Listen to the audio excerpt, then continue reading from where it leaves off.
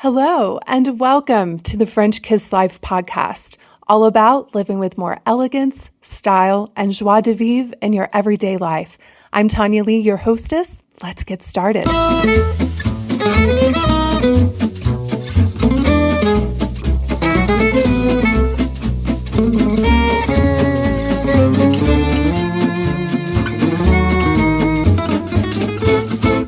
Hello, my friends. I feel like I have to whisper right now. I never knew how hard it would be to record a podcast with a golden retriever in the house. And he finally went down for a nap, and I have a little space where I can record. It seriously feels like I'm raising a kid again, but I wouldn't trade it for the world because I am in love with this guy. Seriously, I wake up every morning to puppy kisses. We go out and play. I go out for a walk with him and I throw the ball and he's just so full of life. This dude loves life. And that's something I want to talk about today in the podcast. This is the month of Valentine's Day. It's the month of romance and love. And you can just go on Facebook and you'll see a lot of things being shared about self-love. But I want to tell you why you should stop trying to love yourself. I know. You're probably thinking, what? That's what I thought I was supposed to do.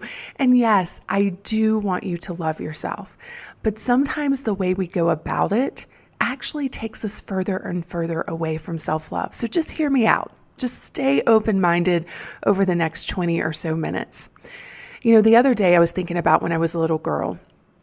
I didn't obsess about my thighs. I didn't worry about what people thought of me, nor did I ever wonder if I was pretty or smart enough. And my thoughts about self-love, I don't think I even thought about myself that much. I was too busy living life.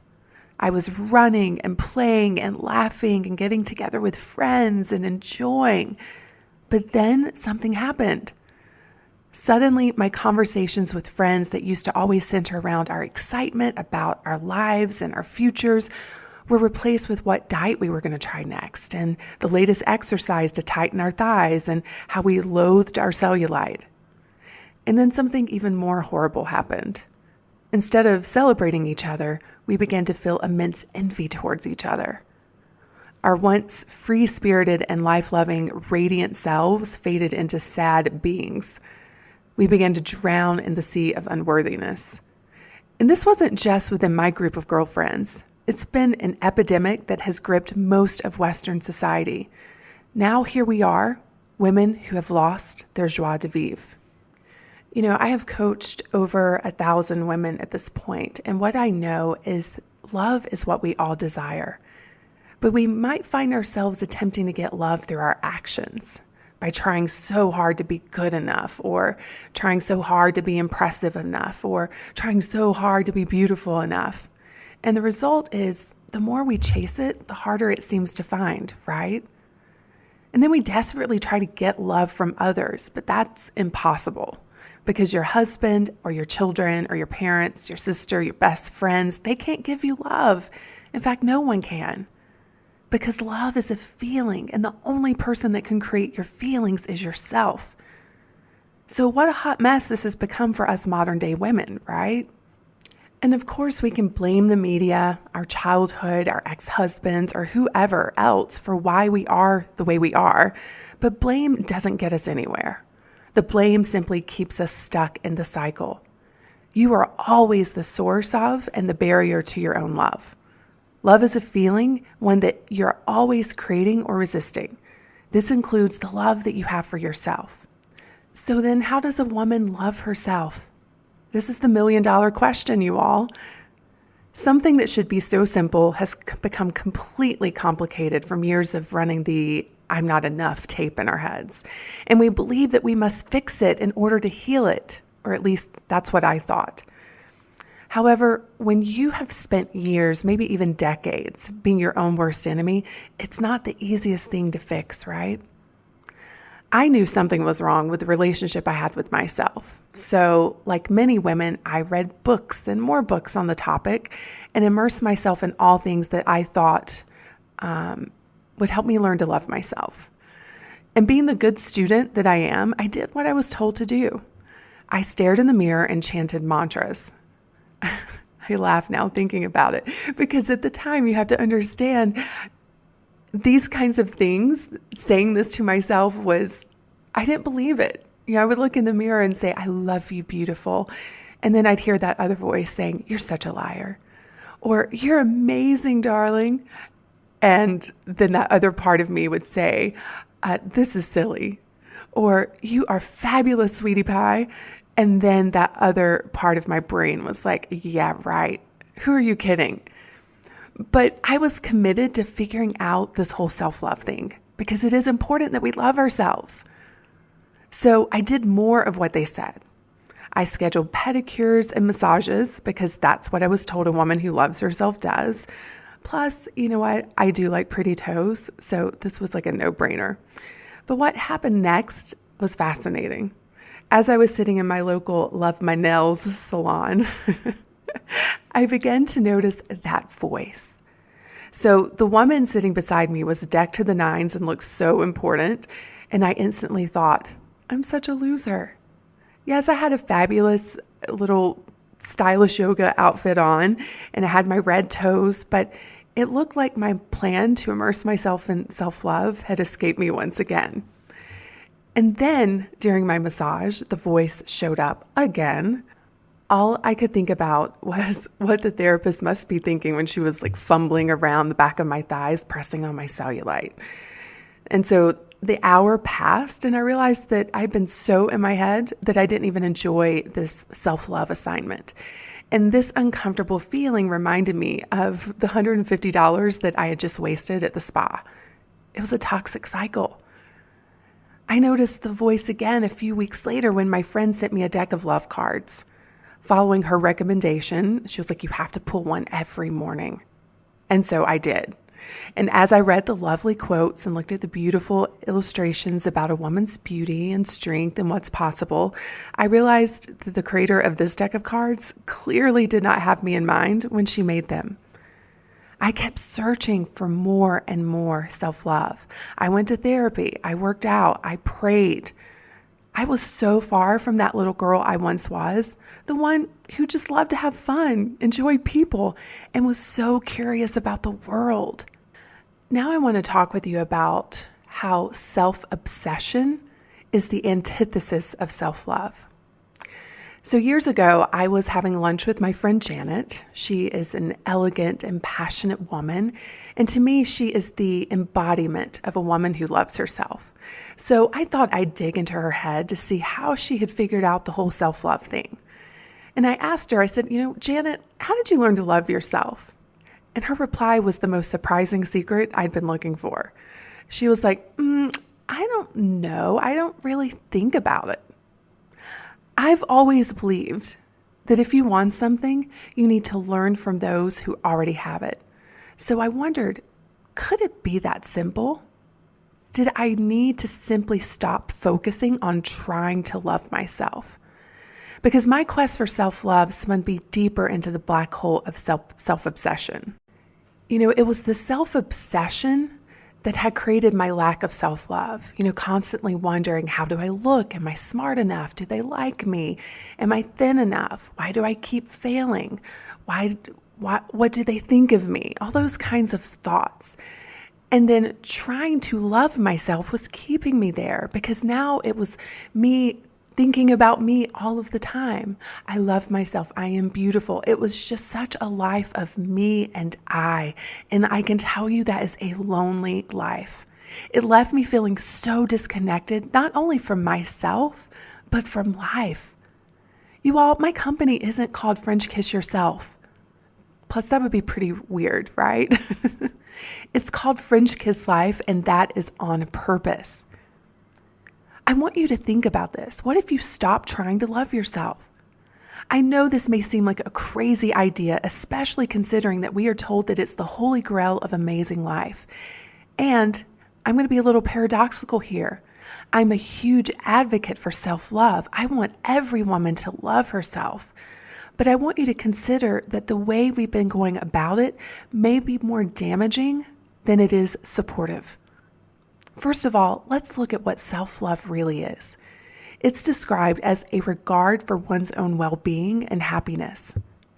Let me ask you, does putting your life on hold until one day when you feel good enough seem good for your well-being?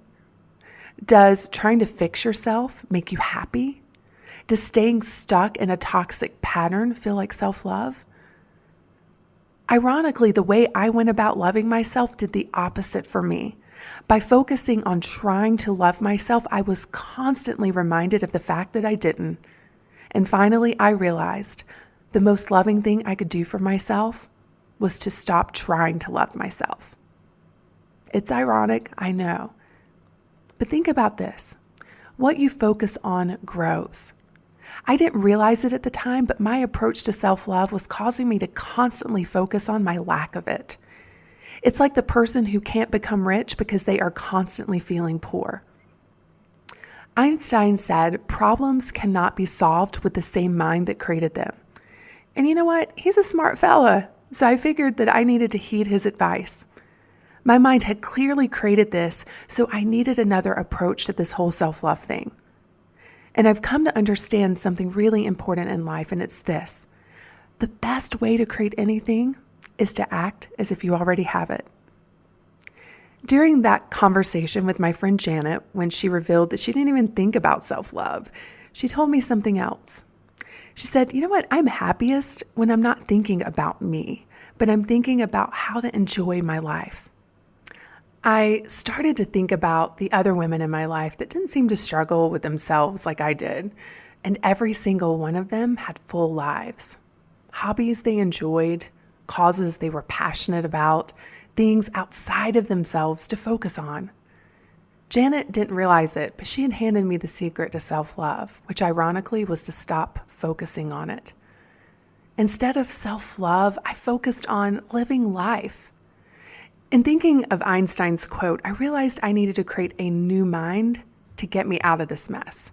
I needed to think from the place of already loving myself. And that woman, well, she was loving life. So I needed new experiences to help me see myself in the world differently. I needed to start living insecurities, faults, and all, because I still have them. Imagine if I'd waited to love myself, to live life. Now, I can say today I do love myself, but I went about it in such a different way. You know, at that time, I wanted to find things that filled my heart, interesting people to converse with and things to learn. And I definitely needed to stop chanting mantras and reading books to remind me of how broken I felt. I needed to live and love life. And that's what I started doing. I went back to get my liberal arts degree because I'd always wanted to learn about philosophy and religion and film and the arts in general. I started hosting 6-course dinner parties where I'd spend weeks planning the details, right down to the playlist. I played tennis in the afternoons after I got off work. I volunteered at my daughter's school. I took cooking classes because deep down, I've always wanted to be the next Julia Child. I also hired my very first coach who didn't ask me to do more of the same. We didn't spend hours on the phone talking about why I was the way I was. Now, we did explore the beliefs holding me back, and that's an important part of the process. But I'm suggesting you don't have to fix those beliefs before you go out there and start living your life. Because in the end, what she did for me is she challenged me to do things that pushed me out of the comfort zone.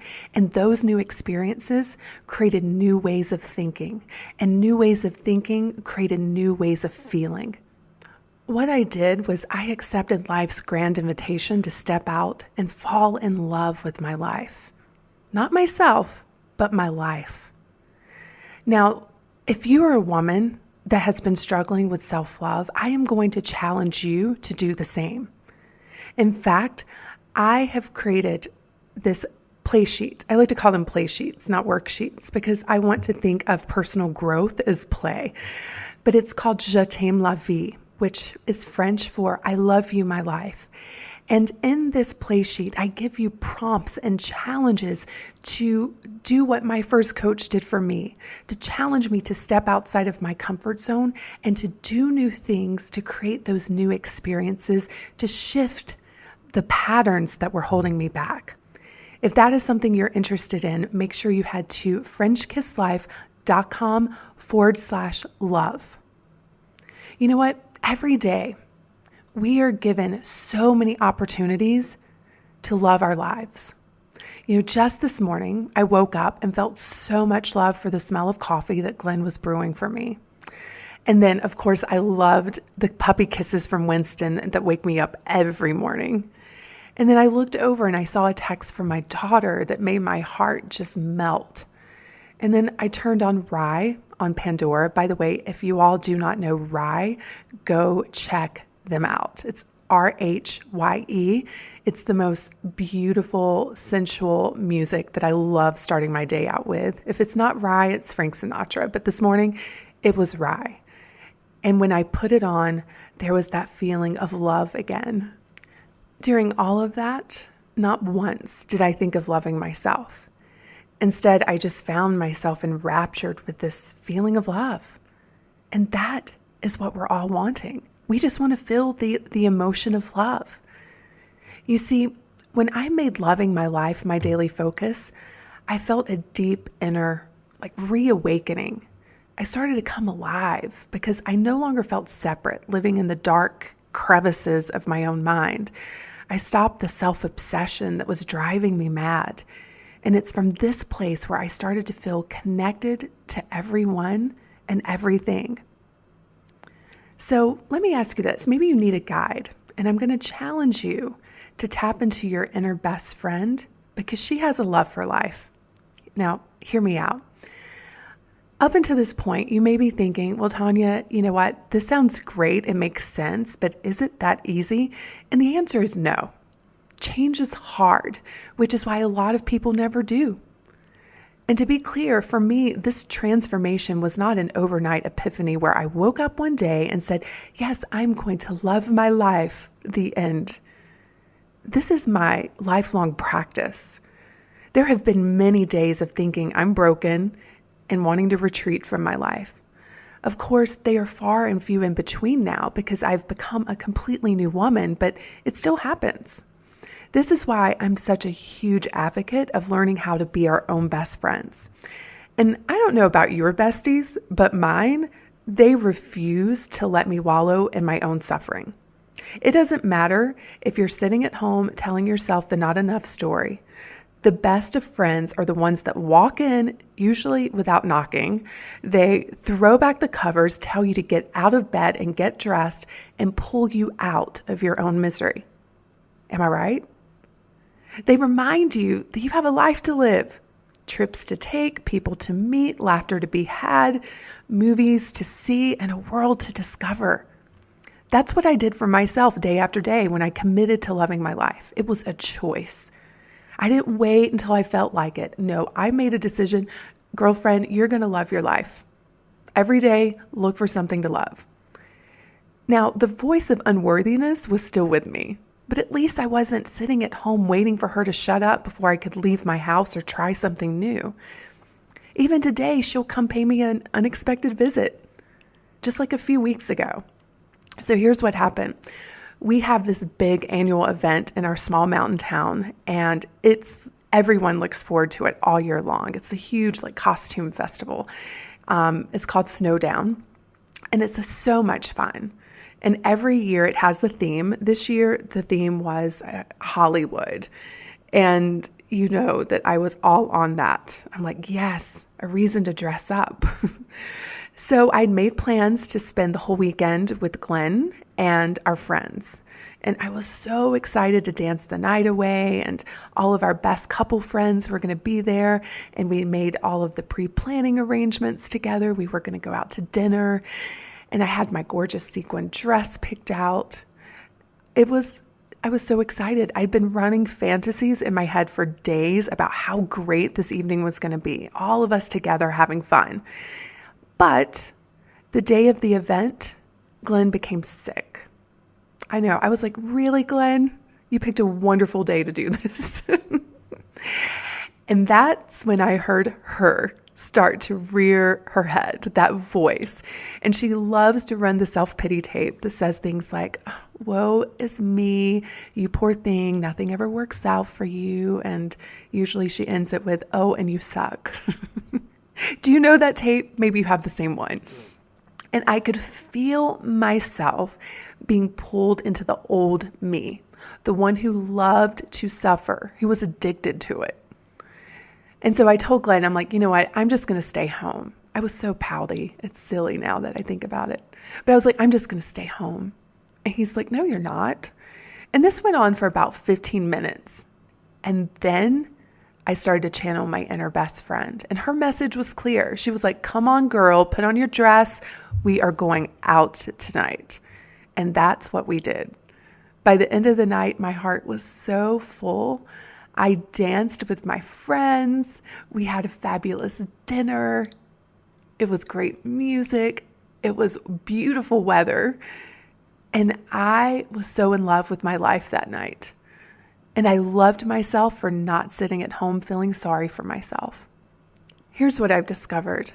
Through living, the voice of self-loathing begins to fade. You know, in the beginning, I carried that part of me that was addicted to suffering everywhere. In fact, we've traveled the world together. We've hung out in a lavender field in Provence and snorkeled in St. Bart's.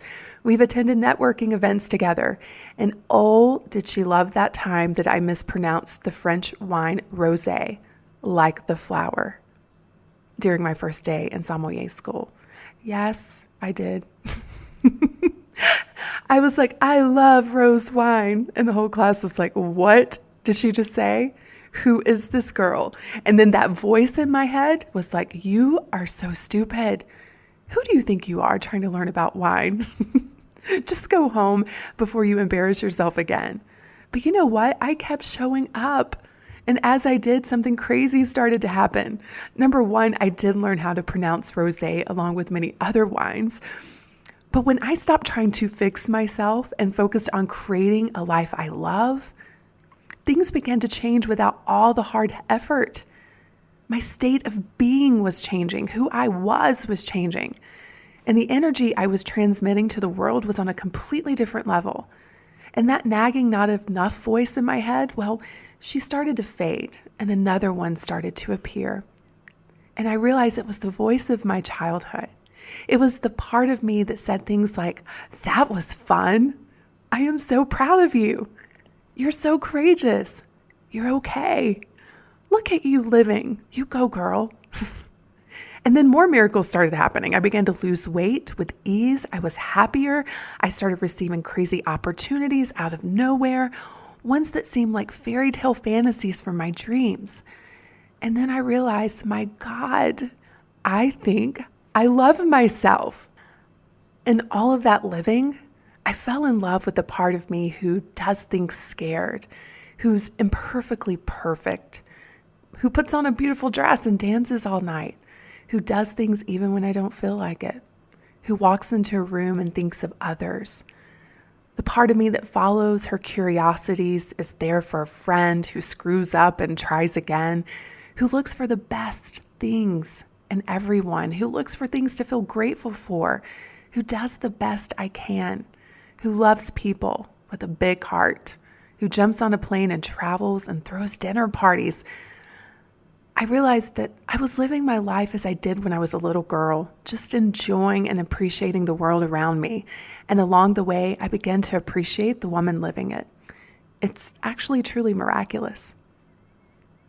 So I want to encourage you to breathe the love back into your life. One of my favorite quotes by Mary Oliver says, "Are you breathing a little and calling it a life?" And I'm a testament that you can breathe fully, even if you don't love yourself yet. And with each deep breath, you may discover that you're breathing the love and life back into yourself. I've come to understand that we all have that voice in our heads. And if you focus on fixing it before you live, you're in for a miserable life. If you've been struggling with self-love, giving you what you want, I want you to do this. I want you to stop trying to love yourself. Instead, create a love for life and just start living. Book a trip, go outside for a walk, watch a sunset, volunteer, take a class, Join a club, listen to music, set a goal, do something that challenges you. Find things to appreciate and love. And yes, I'd even encourage pedicures and massages just because, you know what, you deserve it. Go out there and live. And I bet one day you'll wake up in the mirror and, like I did, and say, "Hello, gorgeous," and not break out into laughter. You will really mean it. In all that living, you will fall in love with the part of yourself that is greater than the voice in your head that tells you that you're not enough, and who has the courage to go out there and French kiss life. This is what happened for me, and I can tell you it's been a grand romance ever since. This is my love story. If you want to create your own love story, head over to FrenchKissLife.com/love. Thank you all so much for tuning in, and I will see you in the next podcast. Cheers.